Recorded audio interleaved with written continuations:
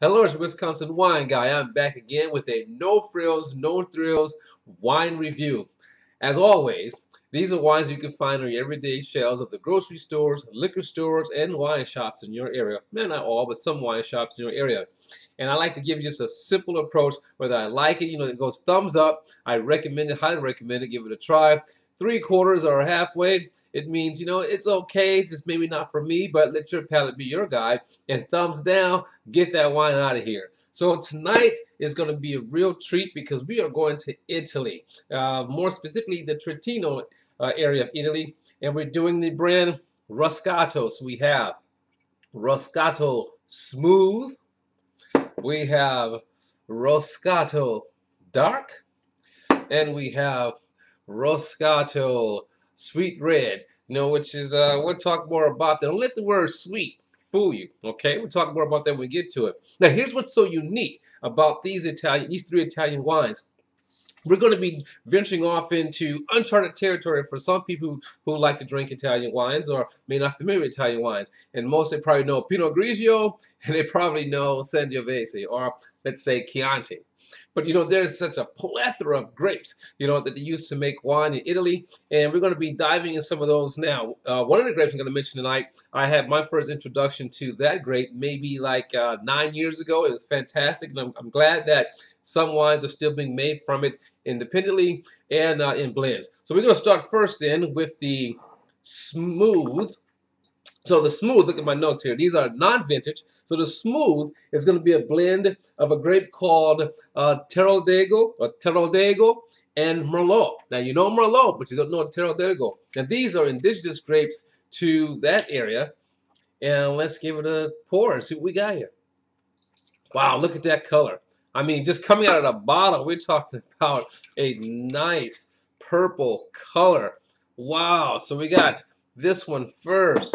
I mean, look at that. So the Roscato Smooth. Now let's see if it lives up to its name. Look at the color on that. Isn't that beautiful? A nice, beautiful, deep purple color. Oh my. And that nose, I mean, just bursting with berries. It's kind of like a reddish color, a reddish ruby, garnet kind of a color here, depicting of the grape itself. Let's give it a nose. Well, that nose is very bright and spicy and fruity. There's the rinse. Ooh, nice acidity.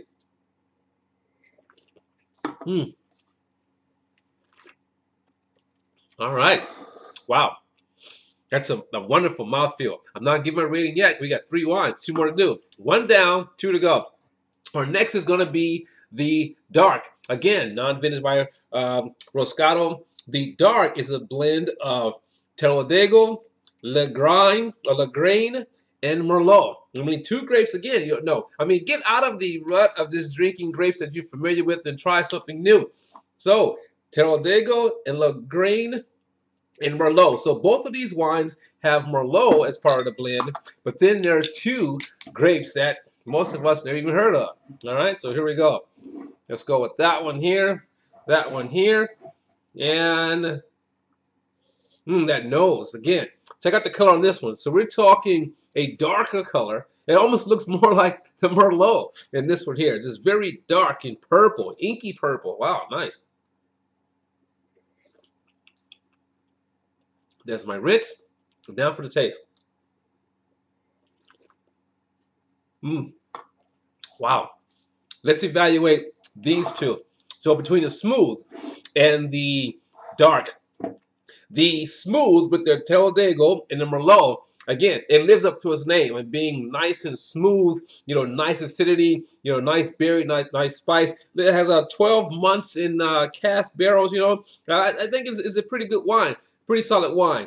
Now coming over to the one with the Teroldego, Merlot, and the Lagrein grape, you kind of get that. I remember Lagrein had a kind of like a tart kind of finish to it, almost floral on the taste or a little bit on the nose, and it's totally right there, but definitely a good wine. It describes as saying being very bold. Now, I wouldn't say it's like over the top bold, but I think it's very delicious, so I'm going to give these 2 wines a thumbs up. I'm going to recommend you try to step outside of your box and try something different, try something new. Roscato. All right.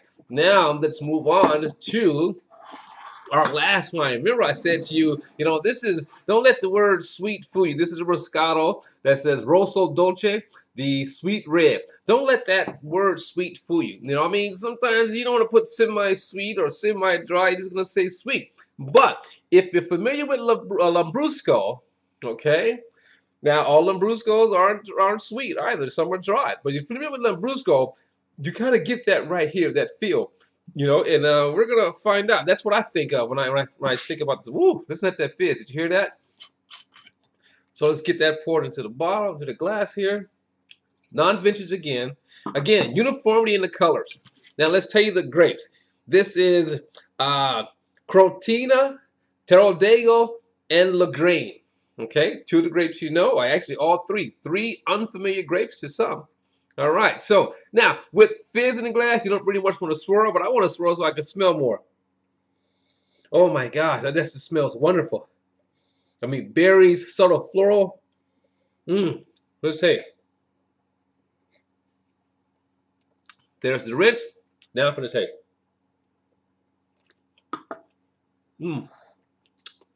Just a very, very subtle fizz. Again, the acidity is there, makes my mouth water. I mean, there is a fruitiness to it than more of a sweetness. I'm sure if it was flat, it'd probably be really, really sweet. But it has a sweetness to it, but makes it a little bit more fruity tasting on my palate.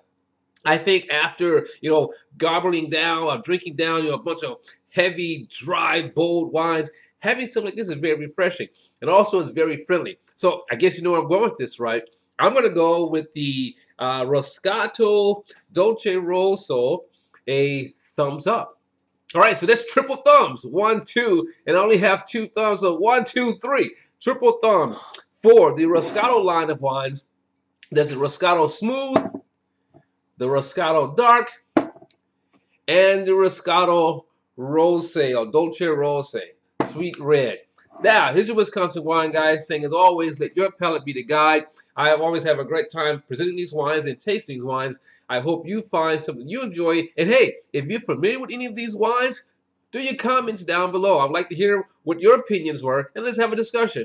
I'll see you next time, and which one I'm going to finish off with. Bye. I think I'm going to do this one.